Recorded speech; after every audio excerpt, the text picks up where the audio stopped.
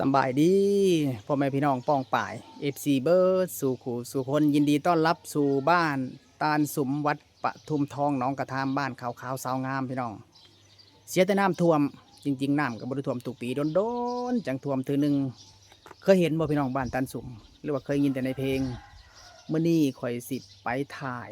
ไปรีวิวแค่น้ำจืดแค่พื้นเมืองให้พ่อแม่พี่น้องเบิ่ง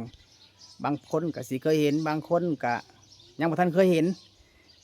บางคนก็ยังบ่ทันฮู้ว่าบ้านเฮานี่มีแขน้ำจืดหลายที่สุดในทวีปอาเซียนอย่าบอกได้ว่าข่อยเว้าขาศอกออกข่าวว่าบ่เป็นความจริงแค่บ่หลายก็ว่าแค่หลายซุมเจ้าตั้งใจเบิ่งคลิปข่อยและกะพังขออธิบายไปนํกันเด้อพี่น้องมันจังเข้าใจ แต่ก่อนเฮาสิไปถ่ายแค่น้ำจืดให้เบิ่งนี่เฮามาเลาะเบิ่งความสวยความงามของวัดบ้านชุมซะก่อนที่พ่อแม่ประชาชนลุงป้าเอาอาเพิ่นเชื่อถือว่าเป็นวัดอันศักดิ์สิทธิ์พี่น้องขออันใดได้อันนั้นถ้าผู้ใดอยากได้ตามที่ตัวเองต้องการอย่าลืมมาขอพรอยู่วัดบ้านชุมเด้อพี่น้องเดี๋ยวเฮาเข้าไปทางในก่อนว่ามันสวยงามแบบใดบางคนว่าเคยได้ยินแต่เพลงแต่บอกเคยเห็นบ้านตันสุมจักเถื่ออันนี้เป็นวัดบ้านตันสุมเด้อพี่น้องมันบริอยู่แคมทางห่างจากทางแดงเข้ามาประมาณสัก1 ลักกลับมาฮอดบ้านตันสุมแต่จะเข้าหมู่บ้านก่อนจังเข้ามาในวัดสวยงามบ่พี่น้องวัดบ้านบ่ได้ใหญ่ได้แต่ว่าประชาชนกระเจ้าพร้อมเพียงเฮียงหน้ากันพากันสร้างกันสาโอ้ยบ่เข้าใจดอกมื้อนี้อันนี้เสนาอามาตย์พี่น้องผู้รับใช้ครูบาอาจารย์อยู่ในวัดแหละอยู่ในวัดนี่มียะครูอุ่นเด้อพี่น้องเป็นเจ้าอธิการวัดตอนนี้จักเพิ่นไปทางไหนมีแต่ลูกน้องเพิ่นเสียงห้องแซวๆอยู่วัดกะสิติดกับทงไห้ทงนาแตกต่างจากพามแขจากบ่อนอื่นเลยพี่น้องเพราะว่าอยู่บ้านตันซุมนี่สิมีพามแขน้ำจืดอยู่ในวัดแน่แล้วก็อยู่ในโรงเรียนแต่ก่อนเฮาสิไปเบิ่งอยู่ในโรงเรียนนี่เฮามาเบิ่งอยู่ในวัดก่อนพี่น้องเพราะว่ามันหลายเพิ่นเลยแบ่งออกมาไว้อยู่นี่นำนี่พี่น้องเห็นบ่เดี๋ยวก่อนสิขึ้นไปถ่ายใกล้ๆเด้อพี่น้องบ่แม่นสิเข้ามาได้ซุ่ม4ซุ่ม5เด้อพี่น้องคอยต้อง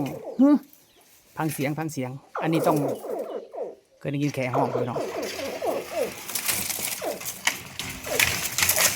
อันนี้ต้องได้ขออนุญาตบาดคำจาก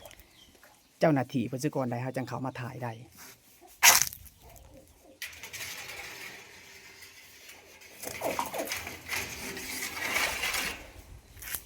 ตัวนี้ยังน้อยพี่น้องแต่ว่ามันลงน้ำเบิดได้ยินแต่เสียงห้องสนั่นเลยได้ยินบ่พี่น้องนี่เบิ่งใกล้ๆ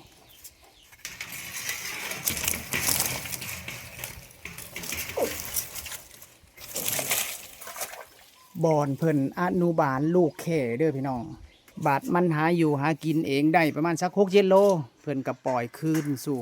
ธรรมชาติอยู่ไสมันเป็นบึงเด้อพี่น้องเป็นบึงห้วยเจียวเป็นแหล่งน้ำสายสำคัญพี่น้องเปรียบเสมือนสายเลือดที่หล่อเลี้ยงพ่อแม่พี่น้องชาวแขวงสะวรรณเขตเบิดในแขวงเลยพี่น้องเป็นปูเป็นปลาเป็นกุ้งเป็นหอยสัตว์ป่าชนิดต่างๆพี่น้องเอาขึ้นจากห้วยเจียวจนเบิดบ้านคอยเนี่ยหลายคนถามว่าเลี้ยงแค่แล้วได้หยังว่าสั่นคำว่าอนุรักษ์พี่น้องคำว่าอนุรักษ์แสดงว่าบอนอื่นมันเบิดแล้วเพิ่นจังมาอนุรักษ์เพื่อให้สัตว์ป่านานาชนิดนี่ปรับความสมดุลให้มันอุดมสมบูรณ์พี่น้องกับสิ่งแวดล้อมกับธรรมชาตินะไข่แค่ลูกแค่เพิ่นเอาไข่มาเด้อพี่น้องมาจากแหล่งน้ำธรรมชาติแหล่งน้ำแถวบ้านคอยนี่แหละประชาชนไปหาอยู่หากินหาปูหาปลาถ้าผู้ใดเห็นหังหรือว่าเห็นไข่แค่ให้มาแจ้งทางราชการเพิ่นหลังจากหัน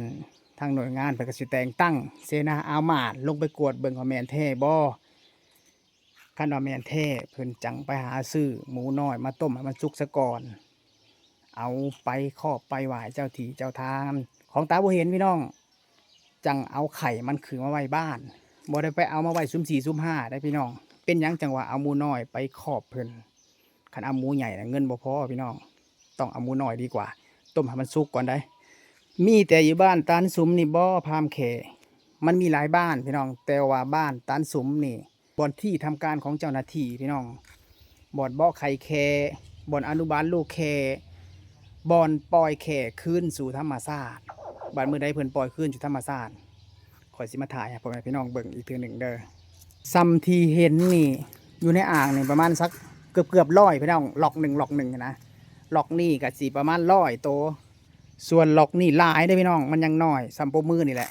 นี่แหละขอยจังว่าแขบ้านเฮาน่ะหลายที่สุดในประเทศลาวอันนี้ส่วนหนึ่งได้ที่เห็นอันส่วนที่บ่เห็นนั่นหลายกว่านี้เป็น100เท่าพันเท่าพี่น้องเห็นบ่พี่น้องพามใหญ่พามแขบ้านตันสุมนี่มันสิแตกต่างจากพามแขที่พี่น้องเคยเห็นว่าซั่นซะตามเมืองอะนะแต่ว่าพามแขอยู่บ้านตันสุมนี่ก็สิติดทงไห่ทงนาติดห้วยหองคลองบึงเลี้ยวไปทางใดก็สิสัมผัสธรรมชาติแบบนี้เลยพี่น้องอากาศสดแบบนี้แหละกลางค่ำกลางคืนก็ได้ยินเสียงกบเสียงเขียดห้องฉะนั้นวันไหวเดี๋ยวสิพาไปเบิ่งทางในฮัลโหลมีผู้ใดอยู่บ่เพื่อนหับต้อนอยู่บ่เพื่อนให้เข้าอยู่บ่นี่ก่อนสิเข้าไปเบิ่งพามแขทางในครับมาเบิ่งภาพทางนอกกับพี่น้องอันนี้เป็นวิถีชีวิตของปู่ย่าตายายครับคนแต่กี้พี่น้องหาอยู่หากินแบบยังอนุรักษ์ประเพณีแบบดั้งเดิมอยู่เลยที่เห็นนำกำแพงเนี่ยมีเบิดเลยพี่น้องสัตว์สาวาสิง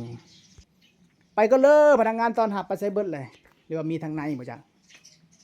เดี๋ยวจะพาเขาไปเบิกทางในเด้อพี่น้องเพิ่นบ่ท่านได้เปิดเป็นทางการพี่น้องเพิ่นหากาสีตกแต่งให้มันเป็นระเบียบเรียบร้อย นี่เข้ามาทางในก็สิเห็นภาพแบบนี้อันนี้แบบแค่อยู่ด้วยพี่น้องที่มันอยู่ในน้ำธรรมชาตินะมันสิเป็นทางอันทางมันนี่มันสิเอาพวกผือพวกหญ้าพวกยังไม่เห็นทางในแคมน้ำบ่ตามสนมพี่น้องคอยก็บ่เห็นตัวจริงดอกมันก็สิบ่ไข่ว่าแบบนี้มันก็สิอำพรางตัวเองปกกับตัวไว้เด้อพี่น้องบ่ให้คนเห็นอุ้มไข่มันไว้เป็นหยังเพิ่นจังบ่ให้มันบ่เองไข่เองส่วนมากนะสัตว์ป่านานาชนิดนะพี่น้องกินลูกมันก็สิเหลือบ่หลายคอยสูญพันธุ์ไปเทเล็กเทน้อยอันนี้ผลสำรวจจากต่างประเทศเด้อพี่น้องว่าแค่บ้านเฮาหลายที่สุดว่าซั่นเป็นรูปเจ้าหน้าที่ดูแลแขน้ำจืดแถวบ้านข่อยอันนี้คนดังพี่น้องมีวิชาอาคมนี่พวกนี้สามารถจับแขในน้ำได้มุดน้ำหาชั่วโมงยังบ่ขึ้นพี่น้องนี่อันนี้คือพะเทาน้อยเด้อพี่น้องเห็นบ่แขมันอำพรางตัวเองเห็นบ่น่ะง่อยอยู่นะแน่ลงอีกแล้วนั่นอยู่ในอ่างนั่นก็มีได้พี่น้องอ่างน้อยแต่ข่อยบ่กล้าเข้าไปเห็นบ่ผู้เต็มไปเบิดเลยอันนี้หาได้จากธรรมชาติเด้อพี่น้องนี่พูดน่ะนี่ดิคนไปหาอยู่หากินต้องระมัดระวังเพราะว่ามันอำพรางตัวเองมันอยู่น้ำหยาแบบนี้พี่น้องแล้วก็สิมีของได้บ่แม่นของแข่ได้ของคนเนี่ยสงสัยเห็นของตกลงไปกาน้ำเด้อหมู่เจ้าเคยเห็นบ่กาน้ำเคยเห็นแต่กาห้องอากมันบ่กาน้ำงอยในคอนนั่นอันนั้นนกเป็ดนกกินพื้นนั่นกินเข่าข่อยพี่น้องบ่ได้ถือกันได้กับข่อยกันกินเข่าข่อยจนเบิดเป็นยังไงธรรมศาสตร์บ้านเฮาก็สิแตกต่างจากพามแค่จากบ่อนอื่นได้พี่น้องผลสำรวจพี่น้องผลสำรวจจากต่างประเทศเด้ออันนี้บ่แม่นข่อยเว้าเองโอ้ข่อยจะไปถ่ายอ่างนั่นเด้หักไปในใดเนาะคือสิไปได้เบิ่งสิถามเขาเจ้ากันเด้อพี่น้องเห็นบ่ข่อยสิซูมให้เบิ่งข่อยว่ามีเป็นพันพี่น้องแต่ที่บ่เห็นอย่าเว้าพันเป็นหมื่นบ่อนเขาเจ้าปล่อยคืนสู่แหล่งน้ำธรรมชาติเด้อเพิ่นว่ามีแค่อยู่ไสมีสัตว์ป่าอยู่แบบนี้นะพี่น้องความอุดมสมบูรณ์อยู่หั่นเขาเจ้าเอาทุนเอาฮ้อนมาแต่ไสมาสร้างมาสาอันนี้เป็นกองทุนของอนุรักษ์สัตว์ป่าหรือว่าสิ่งแวดล้อมเลยพี่น้องทั่วโลกเขาเจ้ามีแต่กองทุนให้พัฒนาแต่ละประเทศนะพี่น้องขี่แค่นี่ขอได้บ่แต่ว่าขั้นขี่แค่อยู่ในพามนั่นตามโบห้ามเพิ่นถือว่ามันบ่ศักดิ์สิทธิ์ตัวพี่น้องจิมเจ้าเสือบอกว่าคอยกล้าลงบ่พี่น้องเห็นบ่พี่น้องตอนนี้เขายืนอยู่ขอบแค่ปกติหันคันคนธรรมดาสามัญเพิ่นบ่ให้เข้ามาแต่อันนี้คนพิเศษขออนุญาตจากเพิ่นแล้วเพิ่นจังให้เข้ามาสำหรับคลิปนี้ก็เอาไว้สำนี้ก่อนเด้อพี่น้องปองป่ายบ้านตาลสุมปะทุ่มทองเนาะน้องกระทามบ้านขาวสาวงามน้ำท่วมเมืองจำพรแขวงสวรรณเขตบ๊ายบาย